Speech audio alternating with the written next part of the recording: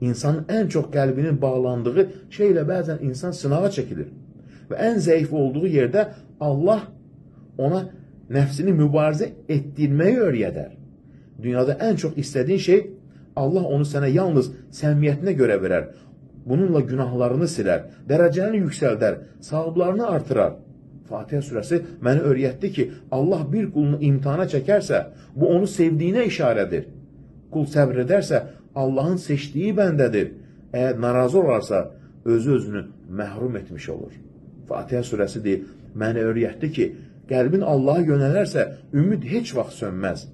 Bədən yorulsa da, ruh ağırsa da, yalnız səndən kömək istəyirik demək qəlbə güc verir. Allaha güvənmək qəlbin içində nurlu bir pəncərə açır.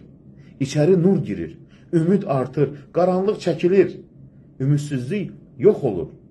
Bu nur insanı qurtuluşa aparan tək dayaqdır. Baxın, bu nur heç vaxt sönməyən bir çıraqdır.